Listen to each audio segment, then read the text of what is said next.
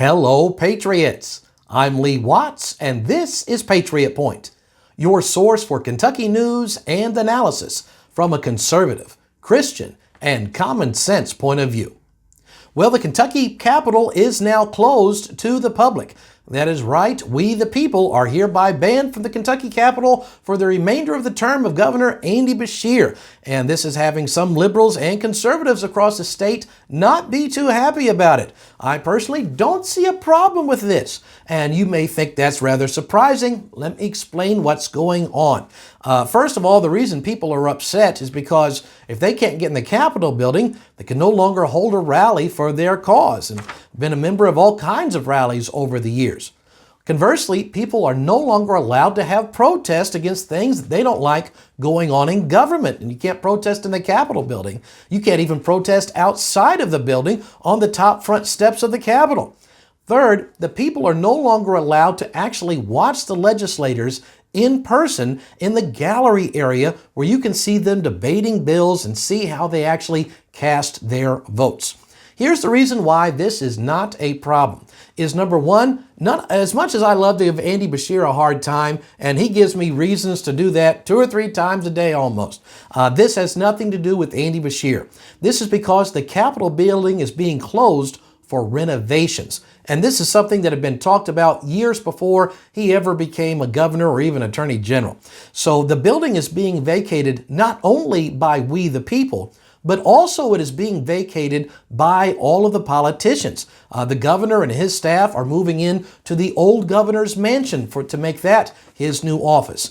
Different people like the Attorney General and Secretary of State are moving to different offices in downtown Frankfort, and the legislature is also leaving.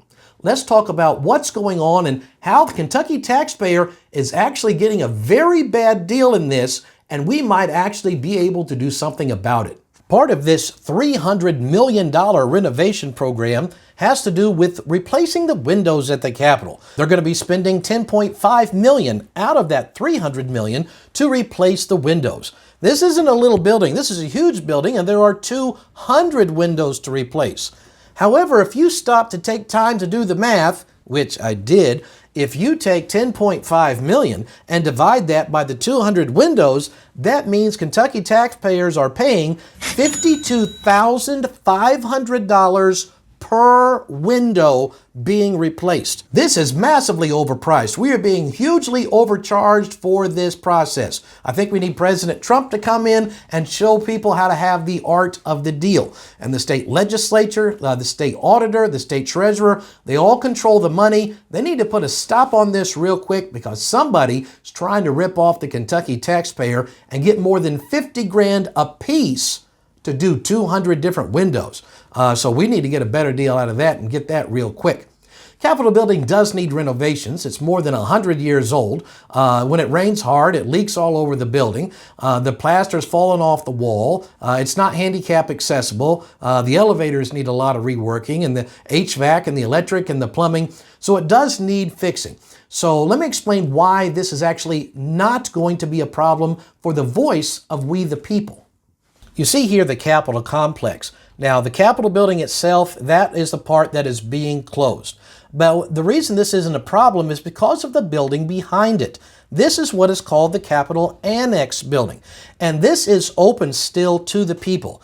And the legislators spend 99.5% of their day in this building anyway, under normal conditions.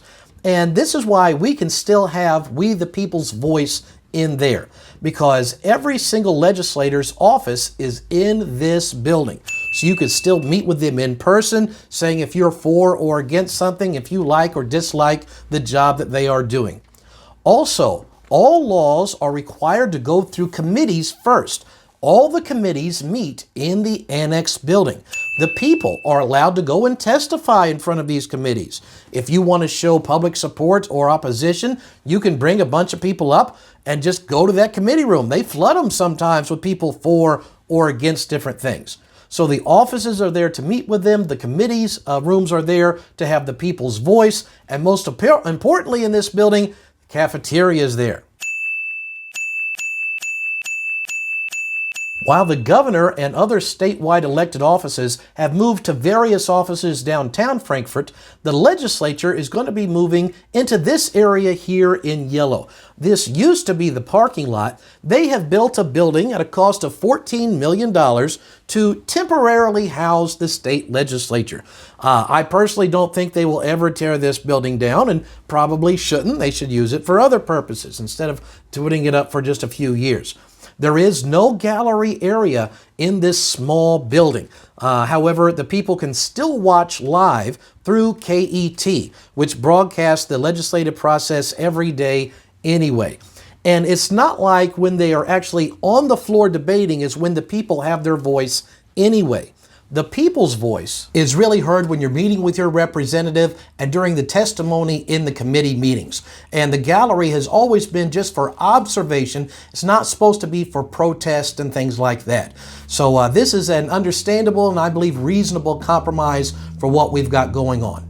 Now, just like every government project, this one's going to turn out to probably last a little bit longer than it was supposed to. Originally, the Capitol was supposed to reopen in January of 2029. However, there's been talk that it was planned for 3 years, but it might take, well, maybe 5 years, maybe 7. There's even been some talk that it might take as long as 10 years before the legislature, the governor, and we the people are able to get back in the building. We'll be keeping track of this and we'll keep you informed on what's going on. What we need to do right now is to contact your state senator and state representative and let them know, hey, we are being charged $52 grand plus for each window that's being replaced, and we need somebody to stop that and get Kentucky a better deal. And if they're doing that for just the windows, and I caught them on that, I bet there's a ton more things that we are being incredibly overcharged with. And we need some Kentucky DOEs, the auditor, or somebody, the treasurer, to go in there and say, hey, we need to start spending this money a little bit better and learn the art of the deal. Well, that's the news we have going on this week. So until next week, Patriots, I'm Lee Watts for Patriot Point, reminding you that liberty is not a spectator sport.